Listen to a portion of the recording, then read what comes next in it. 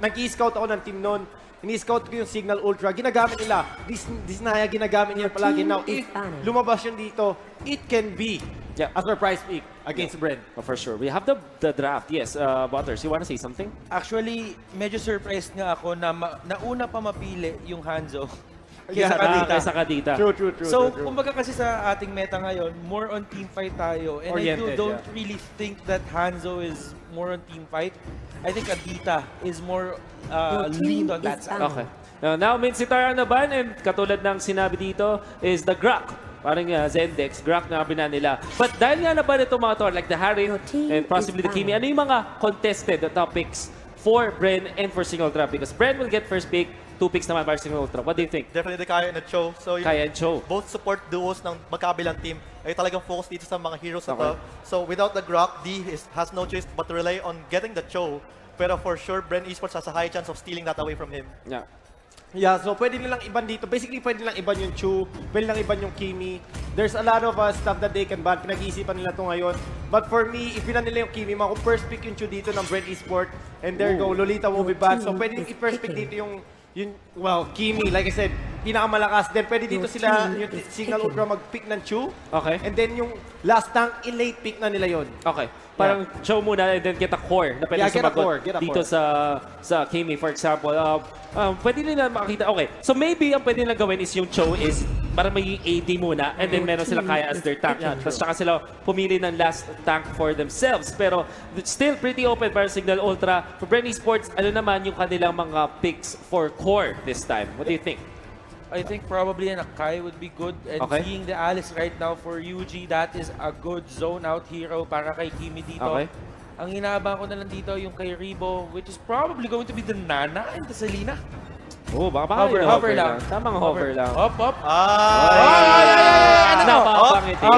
Okay. So this is a good formula. I mean, zone out hero is going to be the Alice. Yeah. And at the same time, Minotaur as well acts same as the Akai. Yeah. Diba? Gusto ko yung reaction ng crowd nung sumilip si Farso. Oo nga parang pwede pa natin makita medyo from season 1 finals. Cignal Ultra, next set of picks for them, ito na. Pagpapakita na sila ng mga core. For Mage and for Assassin, what do you think are their priorities dito? I mean, pag pinik nila yung Farsa doon, mag-counter pick agad ng Cignal Ultra. So, pwede silang kumuha ng Hellcart for Gusion. Ang dami pang open there. Go Hellcart will be pick.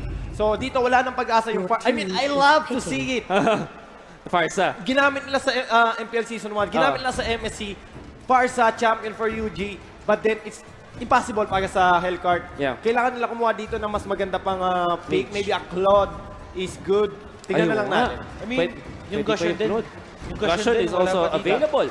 Akai ang mukhang pinipili ng Bren Esports. Naman nag-cheer na ang mga fans natin dito. Well, I think yung Claude deserves merit sa discussion dito for Bren Esports. Pero mukhang ang kunin nila is something medyo off-lane-ish. Something like the Tamus, now Leomord ang kanilang choice. Cignal Ultra, ano sa tingin nyo yung kanilang last pick dito, mga Chong? I mean, sa akin gusto ko dito, kung kailangan lang mag-last pick, pwede lang gawin yung Chu Fighter, but then they have that Kaja Super Squishy, then kumuha sila ng Digi. But then Digi is not an option kasi nga Kaja lang yun eh. So, hindi. So, Chu Tank to lalabas dito. So, free Minotaur ulti dito, pati kay Akai. For sure. And that is going. Merong ino-hover dito, yung Selena, which is what when you recall from a group stage na mention to ni Butters, napansin natin ulit na nahirapan ang Bren Esports against sa Selena.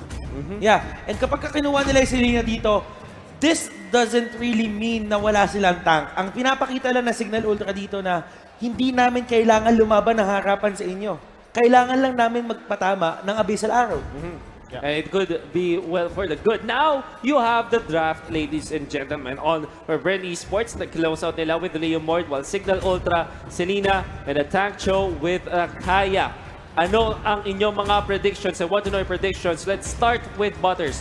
who do you think is gonna win the game 1 of the finals? I have to go with Bren. Bren. Kahit sabihin mo may Selena yung kabila dito, I don't really think kapag nahuli sila ng Bren dito, makakalaban sila. So, Okay. I go for Bren. 1 vote for Bren. Zendex, what's your vote? I'm going for Bren as well. They successfully drafted the Kimi plus 4 durable heroes here. So we saw that time and time again. So Bren Esports. Yeah, Bren Esports, 2-0. Now, Doggy, ano sa tingin mo? I will say Bren kasi first thing first yung pang-counter kay Hellcart is Akai. Okay. And then meron silang Minotaur to sustain that. Mabilis yung CC nila, crowd control. And then they have Coco with that Leo Mord. Pwede silang mag-scale to late game. And then you have that Alice early to late game din. I mean, Covered lahat covered lahat. I mean, ano pa masabi ko? Perfect draft pick against sa kanila. Favor ulit sa kanila. Now, key dito kay Few. Pag tumama lahat ng arrow, he can burst pag tumama yun sa core. But then Okay. if it is a tank, tumama kay Akai, insta-ulti.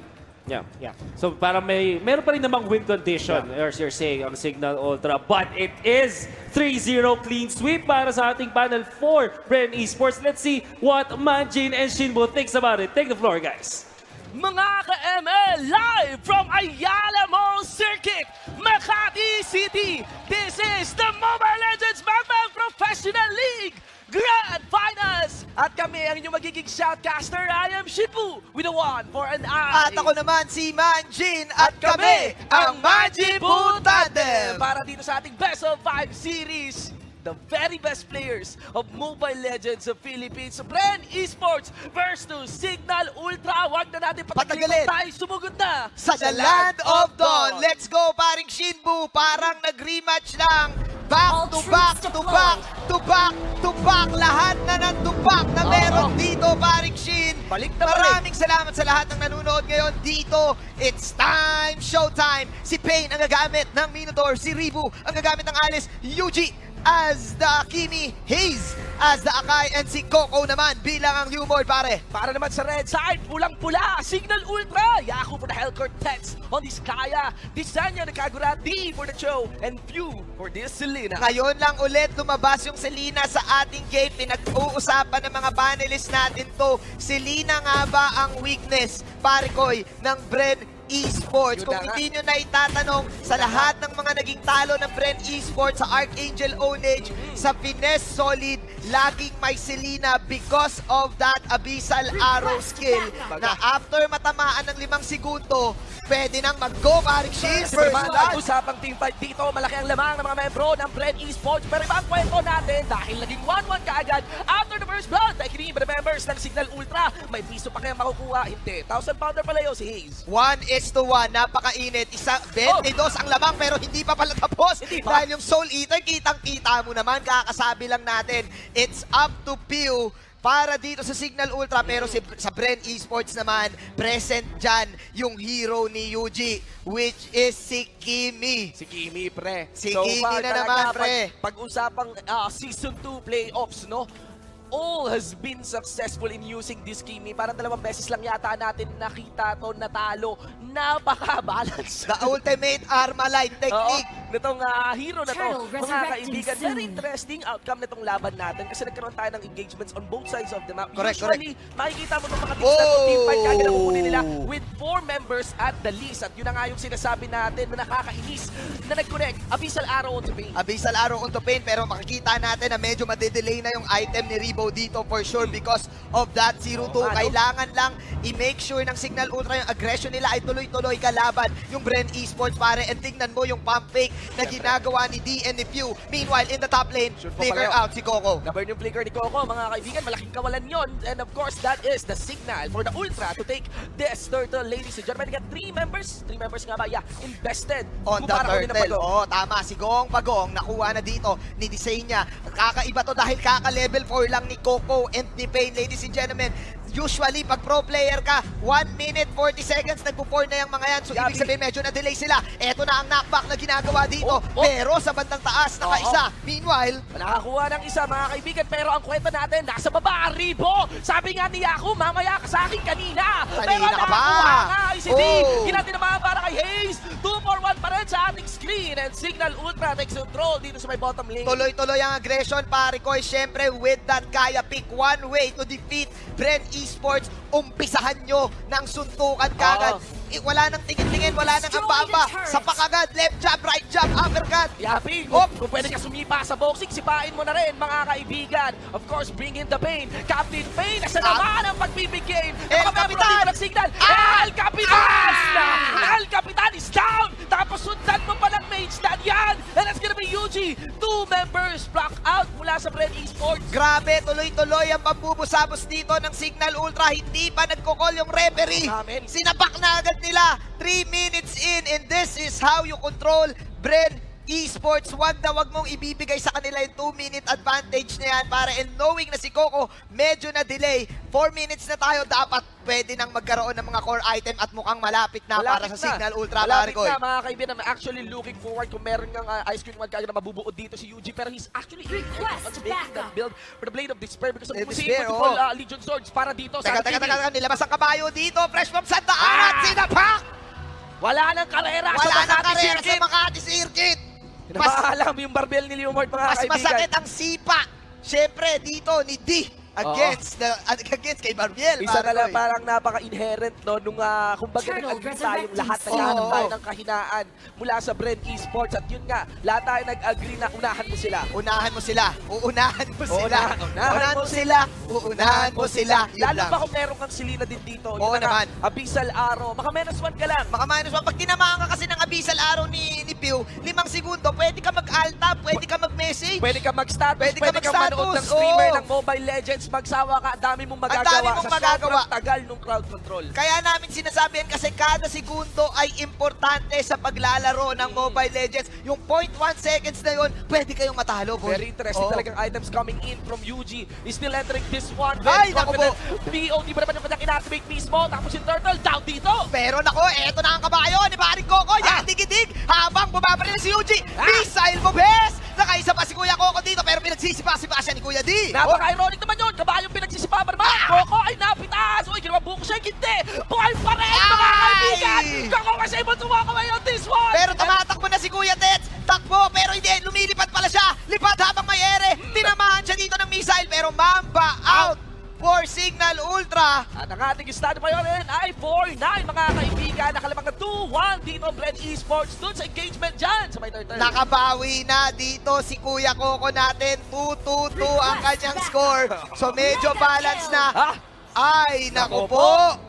Mga kaibigan, si Selena Gomez. Si Selena G. Si Selena G. Nadalis ko ako, Martin. Nadali. mga kaibigan. Kakasabi lang natin na nabawi na ni Coco Martis yung kanyang kahirapan, pero nandyan si Kuya Pew para i-secure yan, paring Shin. Pinamigay ka agad. 4-0 4-0-2 para kay Few dito. And I think eminent threat na talaga yung Selena natin as we enter the mid game. Medyo threat na rin yung damage ni Desenia dito. Hindi pa namamatay si Desenia sa kanyang team, pare Koy. At if I'm not mistaken, meron na siyang fleeting time. And Yaku also having the Blade of Despair. Medyo mataas ang sustained damage na ngayon, Desenia, pare. Mukhang pick up yata talaga ng Cignal Ultra. Yung momentum na nakuha nila mula sa laban nila sa Pines. Nakakapaggulat, mga kaibigan. Game 1 and forte ng ating sitwasyon. Correct. Not the usual sight to see against the Bren Esports squad. Ang laking tulong na rin kasi ng Selena dito, and mukhang handa ang Cignal Ultra doon sa composition ng Kimi. Ladies and gentlemen, kapag you're going against sa Kimi lineup, yung mga nagba-box out na mga Brusco boys, yung mga bouncer ni Kimi Yapi. na humaharap, yun yung pipitasin nyo Yung mga ng isang moderator. mabilisan. Yapi, Oo. pero ang laki ng nakap na nagawa ni Pain dito sa mga membro ng Cignal Ultra. Hindi na kailangan. Bura! Ang alis dito, mga kaibigan. Gagawing samyum si Pain. Pero tignan natin kung ina-flank din. Yung damage na magagaling. Wala dito sa mga taga-Cignal. Pero tingnan natin si UG dito, suma-sidestep. Pero si Pain, ayan, baka mabuhay. Baka ba? Mega kill para dito. Baka Pero ba? yan, Rambo Jackson, Kuya UG boy. Mga Yan, kaibigan. ay! Tapos napapasok si Tisaya. Napamali ka ng payong. Payong kapatid. UG makes that on a main. Yan! Ratatatatatatat! Barilin mo, best! Barilin mo, bes! Sabay takbo, pasok si Coco, pero hindi nakakuha ng sundot dito. And Bren Esports is still with the momentum into the top. It is 2-2 and Bren Esports coming into this game Walang kaduda-duda, Kuya Shin. Hoy, Kuya Tets. Tinawag ang kabayo. Yapi, tinakuha na lang. Tinakuha lang. Okay. But the story of the game, Yuji, napakaganda ng positioning doon sa bandang top lane. At Oo. eto na naman tayo. Teka lang. Layo nun ah. Layo nun, Mula sa layo dulo nun. ng walang hanggan yung pinanggalingan ng Abyssal Arrow dyan. Oo. And ladies and gentlemen, nag-pay off talaga yung BOD na dala dito ni UG. Pain once again, 2-man knock-up coming in from the Minoan Fury. Pero hindi naman talaga Minoan Fury or team fight na kailangan nila makuha dito. Si It's Pagong, gonna be si Turtle Gong mismo. Tingnan natin sila kay Gong Pagong na napunta ngayon sa mga taga-Cignal Ultra. Mission accomplished para sa Cignal Ultra. Walang munang mag-aasim. Pagkakuha ng gong-pagong, mamba out tayo. Tignan natin, hintayin natin yung cooldown ng mga skills natin. Kuha tayo ng mga items, paring Shin. Yun na nga mga kaibigan, we got the Lightning Truncheon available naman rin dito para kay Desenia. And on top of the Lightning Truncheon, yung Beast Pillager yata pabuo na Elegant Gem. Para kay Elegant FU Gem. dito mga kaibigan. Athena Shield para kay Pain and you got Pero pare, Oo. kung pagmamasdan mo yung score ni Rivo Ni dito, Rivo? 0-5-2, isa pa lang yung core item niya. Oh Clock my of Destiny. G! Actually, curious nga ako sa Curious ganitong ako, klaseng baka build mag-Winter niya. Truncheon ka agad to. Naka-Leather Jerkin tapos Book of Sages tsaka Magic Wand naman. May konting spike pagdating dun sa damage items dito in terms of magic nga mula kay Ribo. Pero I'm not so sure. Talaga there's a heavy demand that he has. Oo. He's supposed to have 2 core items by the 9-minute mark. Ngayon na. So medyo na-delay siya dito kaya kinuha niya pa yung crab coin na tinatawag doon sa buffs. Meanwhile, eto na ang Cignal Ultra pushing in the mid lane. Kung papansinin po natin ang ating minimap, kinokontrol lang. Pero teka lang, bago ako magsalita, Si Captain Pain, mag-full bar yan. Captain That's Pain. gonna naman yung one El range. Capitan, At nakuha niya naman yung flicker in, pero masyadong malalim at wala namang makukuha lang din sa mga membro ng Cignal Ultra. Nagkakamataan, hinila! Dito ka lang! Hinila sa dulo ng walang hanggan! Pero doon sa kabila, ikot-ikot lang para kay Hayes! Ikot-ikot lang! Pero si D, nandun sa bandang buwan. Eto na, nagpagabi na naman si parang Yabi. Yabi. Eto na, Kuya D. Kuya D. Nirarat-rat na naman, parang Napakasakit, Kuya D, at ang daming tira ni Yuji, mga kaibigan. Ito ang Raygun na marami ang bala, hindi lang 4. Tingnan mo naman si Yuji, bayad na naka-double kill, naka-triple kill. Meron bang bad lang makukuha din? Ay nako, kumbaga, sa pelikula, sabi ni Yuji, 100 bala ka lang! Unlimited na bala, Kuya Shin, hindi Oo, na pre. uubusan. Hindi na uubusan, Space Impact Gaming. Ang dala dito, ni Baring Yuji. Ladies and gentlemen, the KDA right now on this Kimi is 8-1-2. Do take note na dito sa ating Season 2 playoffs, we've witnessed a Kimi that was able to land a Savage. Dito sa Ayala Dalawang Circuit. beses nag-savage dito sa Ayala Oo. Circuit Mall. Paring Shinbu, itong hero na to, this is the meta right now. Pag sinabi po nating meta, para sa mga nanonood sa atin Yapi. yun, ano nga ba, Kuya Shin? Itong meta, ito yung pinakausong strategy ngayon. Yes, Kung- most efficient tactic available. Kumbaga sa chess, pag uso yung 4-man mate, yun yung laging ginagawa ng mga players. Oo, di ba? Katunog pala ng masa yung Pasok naman, meta. pasok naman. Pasok naman. Nag-chess ka ba nun? Oo naman. Pero teka lang, bago natin pag-usapan yan, Kuya Shin. Kala ko hanggang tricycle damarts ka lang mga kaibigan. Pero si D, mabaot na lang dito. There is the zone coming out from Pain na nakamagkakol naman dito. Siyempre si Paring Ribo. Pero last hit pa rin ni UG mga kaibigan. Medyo nawawala na yung control sa laban. Dito na mga taga-Cignal Ultra with Pain. Getting that new Pinawan Fury. Grabe, Para kay Pew. Tanggal dito yung mga membro ng Cignal Ultra. At atras na lang muna. Talaga sila Desanya. Yaku just going for the wave clear here. Pero na ako the Lord na ginagawa ng Bren Esports dito malaki against Sig. Isang mabilisang legendary para dito kay Kuya Yuji. And the setup wins games. Yapi, Mga pre. Besiwa, Naku. 15-14. Kayo ba ang comeback king? Sabi dito ng Bren Esports, no. Nakuha na naman ng Nakuha na naman ng Bren ang momentum nila, paring Shinbu. Palagi, the Mage Dad is really doing it, ladies and gentlemen. Ayahay lang ang buhay. Ayahay lang. Pabaril ba? Energy transformation lang, chemical Oo. refinement lang, balik lang ng energy, tapos banat lang ulit. Joysticks lang. One games lang. Tago-tago lang sa pader, Oo sa likod nga. lang ni Pain. Parang chill lang. At tamang slide lang si Oo, paring okay. Yuji dito. Feeling ko parsa na next game. Kung nagkaroon po tayo ng next clash, atin pagmasdan kung paano gumalaw si Yuji dito. Kailangan mahuli. Isang mahirap na hero para sa mga ML players natin. Yeah. Kasi hindi ka sanay, hindi ka pumipindot nung sa right side masyado. Mas pinaprioritize mo yung joystick mechanic. Yep, mula sa lamang na nakuha ng Cignal Ultra sa early game natin as we enter the mid game right now. Bren Esports sitting at a 4K gold lead, already knocking into an inhibitor turret here in the mid. Not to mention with the Lord, pushing with them. Kumakapit, humahawak na lang sila, Kuya Shin. Hawak kamay na lang sila dito sa kanilang base. Eto na si Kapitan, si El Capitan Pay. El Capitan, dalawa silang malaki yan, ha? Dalawang malaki yan, dalawang malaki Full range yan. yan, Bobby D. Buti na lang siguro, walang flicker yan. Hindi natin alam. Na-burn na rin yung Abyssal Arrow dito. Mag-iiwan ng payong mismo Ayan sa Cignal. na! Yun na nga, yung sinasabi natin mula kay Fade. Malaki yan, malaki yung cheer na nagkagaling. Pero with the Hurricane Dance. Pero eto, nagpagabi dito si Paring Coco. Pero ayun na, masakit pa din talaga si Paring Yuji doon sa bandang gabi, mga Bobby D. Pero eto, 1-for-1, Rebo. Dash in si Paring Coco. Pero dash out naman si D. Sige, nakapag-depensa daw onte yung Cignal Ultra. Pero tignan natin. Abyssal Arrow para kay Yuji, pero masyadong malayo din. Ganun talaga, no? Kalala yung Abyssal Arrow. Ang layo nga ng talaga. extent. Pero depende din, kung i-engage mo nga ba, kung ganun ba naman kalayo, masyadong malalim sa mga base ng kalaban, hindi mo rin magugustuhan yan. Rebo here, flowing blood papasok, tapos ganda ng timing para mawasak. Dito naman yung inhibitor turret. Tignan natin that the Blood Oath has been activated by Mr. Rebo. Pero eto na ang kabayo natin. Mr. Pew tumatakbo.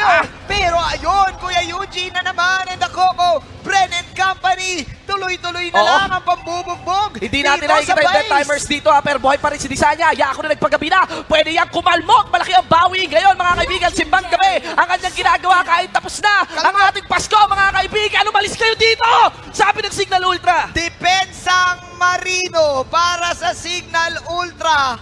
Oh my God. Umabot na sa point na nabuhay na sila and Bren Esports masyadong nag-overstay. At hindi ko alam kung mga comeback kings nila to. Wala kang inhibitor turret, halos 30% ng base mo nabawasan, men. Kapag na-comeback kings Oo. ng Cignal Ultra, itong ganitong klaseng sitwasyon.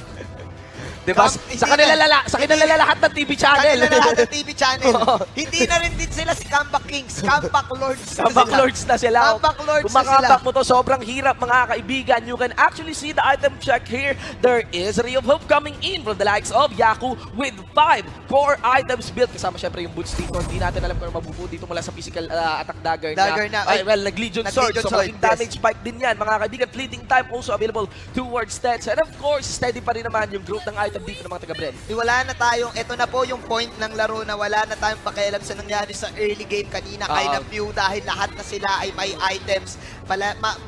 Magsisimula na lang to kung paano makakambak ang Cignal Ultra. Gagawa ba sila ng magandang play dahil sa sitwasyon ngayon?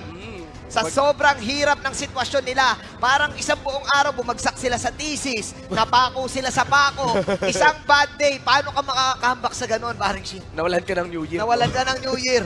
Hindi ka dumating ng 2019. Hindi ka dumating ng 2000. Ang hirap na. Ang hirap nun, pre. Yung kalendaryo mo hindi gumalaw. 1917 into our scoreboard with a 5K gold lead at the hands here of Bren Esports. If we are seeing any comeback mechanic possible here, it might be a team fight outside the base of Cignal Ultra.